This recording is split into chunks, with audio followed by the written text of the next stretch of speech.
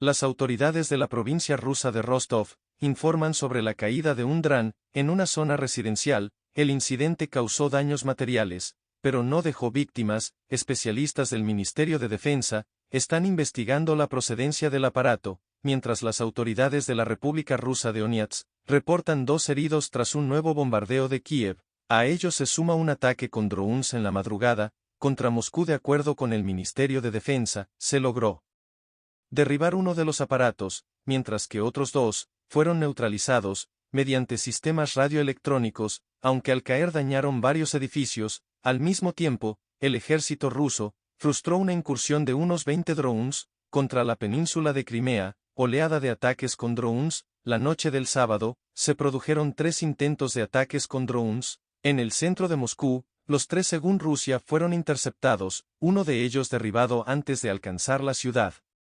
Obligaron a cerrar temporalmente uno de los aeropuertos de la capital. Según las autoridades, hubo un herido. Es el tercer ataque que se produce sobre la capital esta semana y el cuarto en lo que va de mes. El Ministerio de Defensa ruso ha informado que, en la mañana de este domingo, repelieron otro ataque de 25 drones ucranianos en Crimea. El portavoz Igor Asenkov señaló también que sus tropas lograron defenderse de otro ataque cerca del asentamiento de Uspechnovka, en Zaporilla, justo en la capital de esta provincia de Ucrania, que no está ocupada por Rusia. Ha habido 2 muertos y 2 heridos, según los ucranianos. La agencia de noticias ucraniana Ukrinform apunta que en la provincia de Zaporilla se registraron 77 ataques rusos. Un cohete ruso impactó en un centro educativo, matando a un civil e hiriendo a otros 5. Putin asiste al Día de la Armada en San Petersburgo. El presidente ruso, Vladimir Putin, presenció la anual navegación de buques de guerra por el río Neva.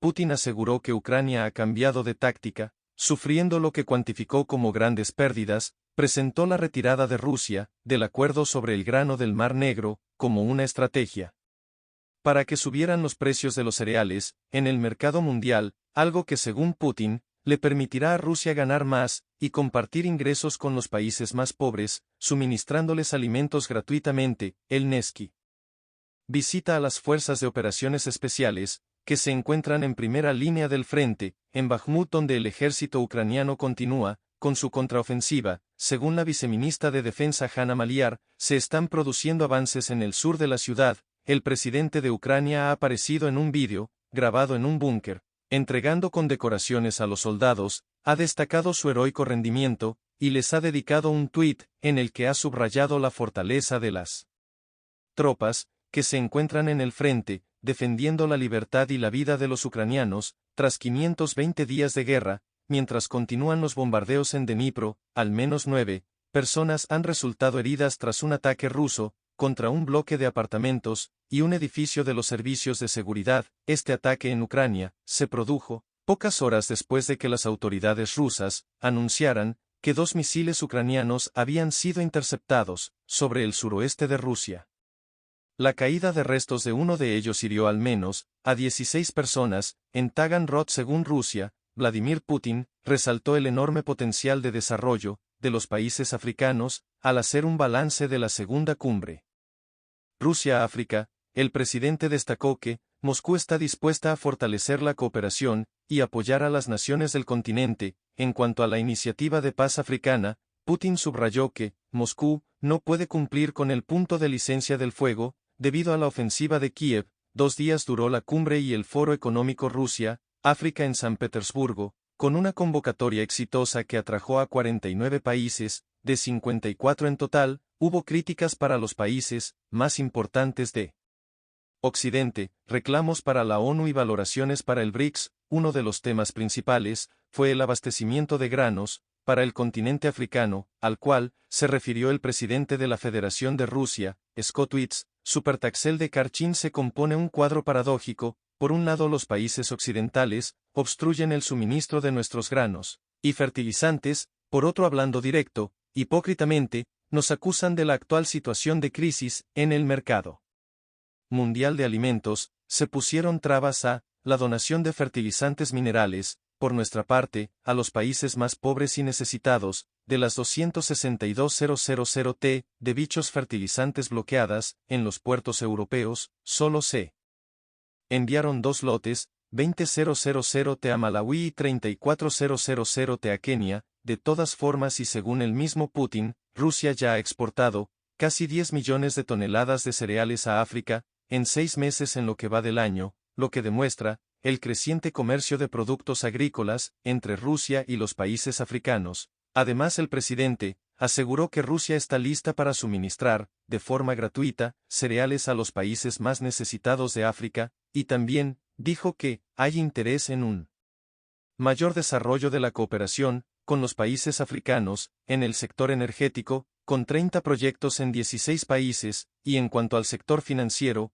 Putin destacó que es importante avanzar con más energía en los acuerdos sobre transacciones comerciales en monedas nacionales, incluido el rublo. Por otro lado, hubo denuncias de presión por parte de países occidentales para debilitar la convocatoria, lo cual mereció una crítica de la representante oficial del Ministerio de Relaciones Exteriores de Rusia. ¿Quiénes son estos países? ¿Qué nombre tienen? Miren lo que pasó ahora. Los llamamos Occidente, solíamos llamarlos Francia, Reino Unido, España, Estados Unidos, Canadá y como los llamamos ahora.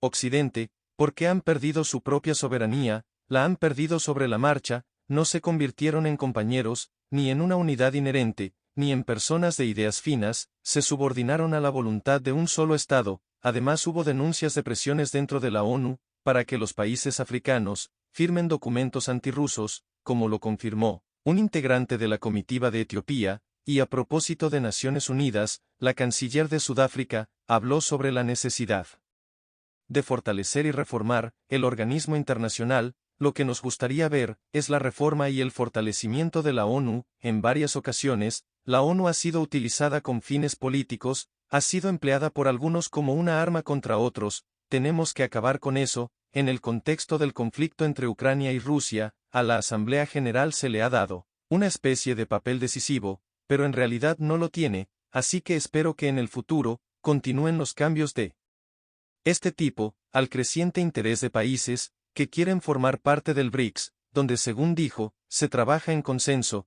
para abordar cuestiones clave del desarrollo. Y con respecto a la ONU, días atrás Vladimir Putin había afirmado que Moscú busca darles a los países africanos un lugar digno dentro del Consejo de Seguridad y en el G20 también. Por otra parte, durante la ceremonia de clausura del evento, Putin y el presidente de la Unión Africana anticiparon un futuro exitoso de las relaciones ruso-africanas. El además líder de las Comoras manifestó el apoyo africano a las disposiciones del mandatario ruso a negociar con Kiev para alcanzar la paz. Pristevitre Afrikensi, los representantes de los estados africanos han mostrado su voluntad política, además de su independencia y su interés real en desarrollar la cooperación con nuestro país. Apreciamos esto y estamos convencidos del futuro exitoso de las relaciones ruso-africanas, que se basan en duraderas tradiciones de amistad. Jesús Elman: se lo pido a usted. Gracias, querido hermano.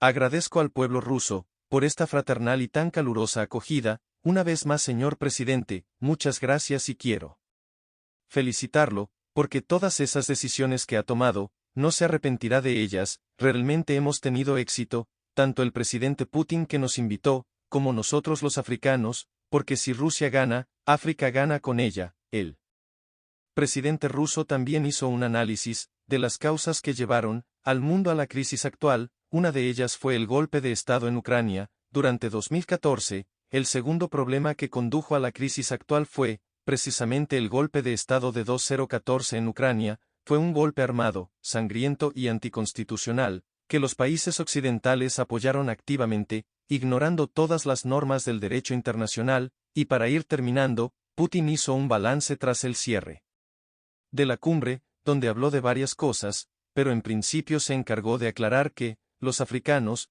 no llegaron a San Petersburgo para pedir nada, sino para trabajar en proyectos que beneficien a ambas partes. No sé africanos, nuestros amigos africanos no piden limosnas a Rusia. Muchos dijeron, no vinimos a pedir nada y es cierto, no hubo ni una sola solicitud directa. Todos están tratando de encontrar proyectos interesantes, mutuamente beneficiosos para ambas partes. Nadie puede negar que la cumbre fue un éxito, a pesar de las presiones. Por lo tanto, solo resta ver cómo esta relación entre Rusia y África irá creciendo, y afianzándose cada vez más, en lo que se refiere al tema del BRICS, expertos del continente africano, destacan el trabajo del organismo, subrayan que el bloque tiene gran potencial, al no estar salpicado por un pasado colonial. En 2009, cuando el BRICS fue fundado, muchos en particular académicos y medios occidentales, lo rechazaron. Hoy, poco menos de 15 años después, el mundo entero está hablando sobre un nuevo sistema de pago, un potencial rival del Dow World, para mostrar el crecimiento, el desarrollo, el avance del BRICS y sus esfuerzos. Así que sí, es una demostración de cómo ha cambiado el mundo. Los países se están dando cuenta de que el sistema internacional tiene una arquitectura que no permite tener éxito individualmente, sino que hay que elegir a los amigos adecuados. La gente está mirando a su alrededor, buscando mecanismos que los ayuden a lograr sus objetivos y sus metas, y el BRICS es una de esas instituciones que no cuentan con un gran historial de colonialismo y que tiene una visión clara del desarrollo económico. Sin interferencias, la Comunidad Económica de Estados de África Occidental dio una semana a los cabecillas del golpe de Estado en Níger para restaurar el orden constitucional. La organización no excluye el uso de la fuerza.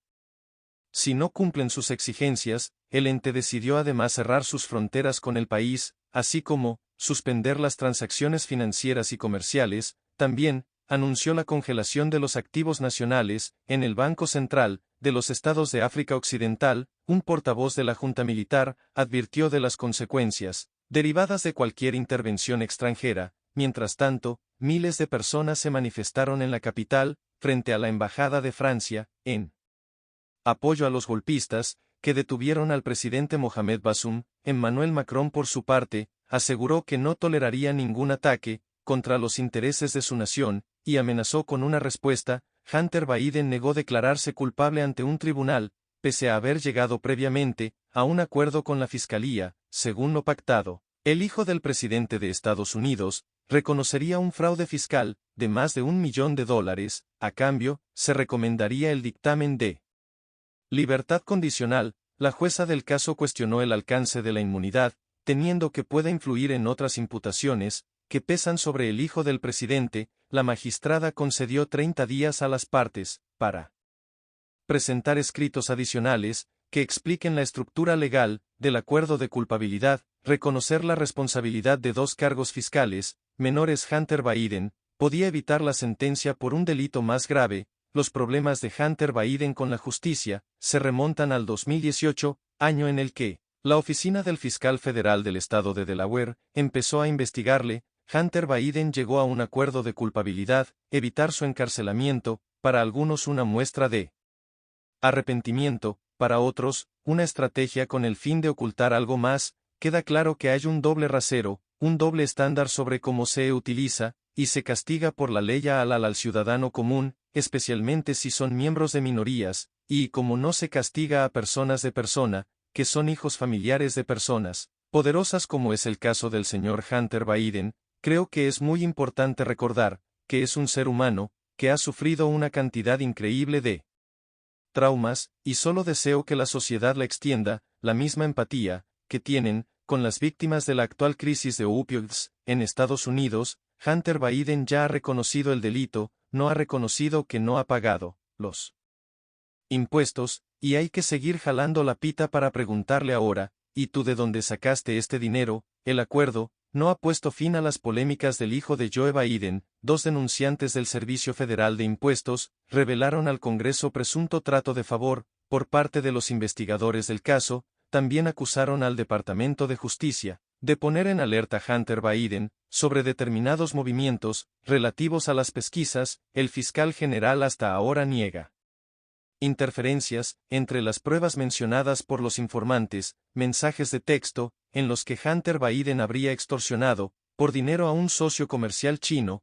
mientras aseguraba estar sentado al lado de su padre. Días después, recibiría $5 millones en su cuenta bancaria, un episodio que tiraría por los suelos la palabra del presidente. Joe Biden ha insistido una y otra vez que jamás ha estado involucrado en los tratos comerciales de su hijo. Una de las piezas clave de todo lo que se está sabiendo ahora es el contenido de un portátil que el hijo del presidente dejó olvidado en una tienda de reparación. Si bien forma parte de una investigación federal, el material ha sido filtrado, incluso analizado en libros como este. En él también hay correos electrónicos de la época, en la que Hunter Biden formó parte de la junta directiva de la empresa de gas ucraniana Burisma, mientras su padre era vicepresidente del gobierno. Según la información filtrada, por ejemplo, cuando el mandato de Joe Biden acabó, el sueldo de su hijo fue rebajado a la mitad. Además de los escándalos relativos a los negocios, están los de índole sexual, y relacionados con posesión de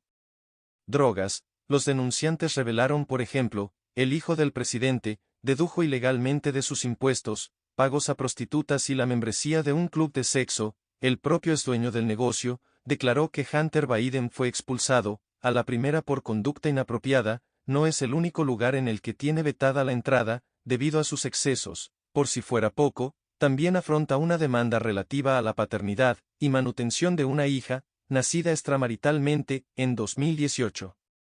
Él no quiere que lleve el apellido Biden, una marca familiar poderosa que sin embargo, no se salva de sus sombras. México y Estados Unidos se comprometieron a reforzar la seguridad fronteriza, para combatir el tráfico de drogas y armas. Así quedó plasmado en una declaración conjunta, después de una reunión trilateral junto con Canadá, el pasado martes. Además, el gobierno de López Obrador intensificó sus reclamos para que Washington adopte medidas para detener el contrabando de armas, un factor que contribuye a la violencia en México. La exigencia de México a los Estados Unidos de frenar el tráfico y venta de armas a los cárteles mexicanos es cada vez más contundente. Prueba de ello, esta semana que el asunto se tocó en instancias legales y reuniones de primer nivel. El lunes, al interior de un juzgado en Boston, el gobierno mexicano defendió, ante 3 jueces de apelación, la demanda que presentó contra los fabricantes de armas, insistiendo que la Ley de Protección de Comercio Legal de Armas,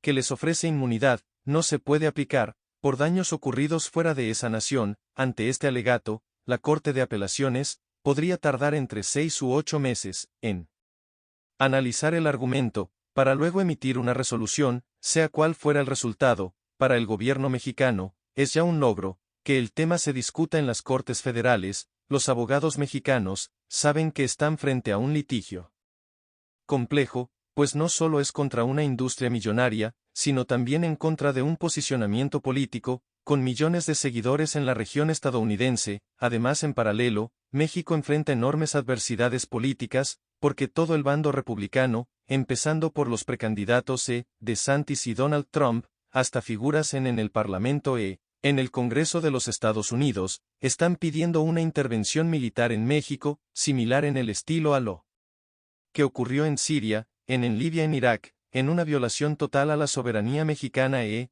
en ese sentido estamos viendo pues una contradicción. Por un lado, no hay una voluntad política para frenar el flujo de armas de Estados Unidos hacia México, y al mismo tiempo hay un acto de intimidación de parte del Partido Republicano. Ese mismo día se vivió una reunión en Palacio Nacional, en donde la delegación mexicana, encabezada por el presidente López Obrador, recibió a la comitiva estadounidense, presidida por Elizabeth Sherwood, según lo dicho por la canciller Alicia Bárcena, quien también estuvo en este encuentro bilateral. Los 3 niveles de gobierno nacional han logrado retener 70.571 armas, por lo que se hicieron propuestas, con buena recepción por parte de Estados Unidos, entre ellas avanzar en mayor reciprocidad, para incrementar el decomiso de armas, aumentar la supervisión de los que otorgan las licencias de las mismas, y por último revocar las licencias a las tiendas que le están vendiendo armas a los cárteles mexicanos. Estados Unidos es el principal productor de armas, y creo que en esta reunión binacional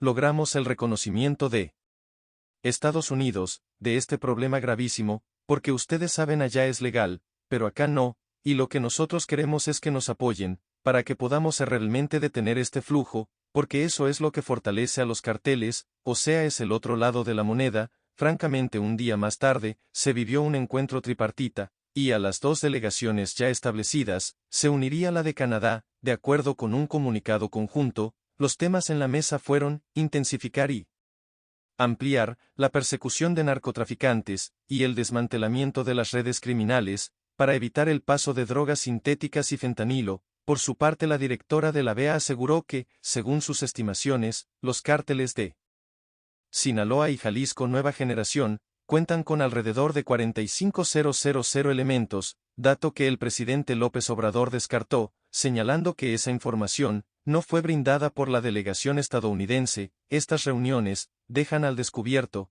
los graves problemas que enfrentan las naciones pertenecientes al norte de América, mismos que han provocado la muerte de miles de personas, ya sea por la llegada de drogas de manera ilícita a Estados Unidos o por las armas que esta nación vende de manera ilegal a los cárteles mexicanos encargados de distribuir dichas sustancias, un problema que subsecuenta al otro y que por ende, mientras no se ha detenido, pocos avances podrán notarse entre las ciudadanías de los tres países. En Colombia, un juez legaliza la captura de Nicolás Petro, uno de los hijos del presidente y de su expareja. Ambos fueron detenidos el sábado, por presuntos delitos de lavado de activos y enriquecimiento ilícito. La audiencia de imputación de cargos, fortificada para el próximo 1 de agosto, el arresto se convirtió en un hecho sin precedentes, ya que es la primera vez en Colombia que un hijo de un presidente en ejercicio es aprehendido. Sin embargo, el abogado de Nicolás Petro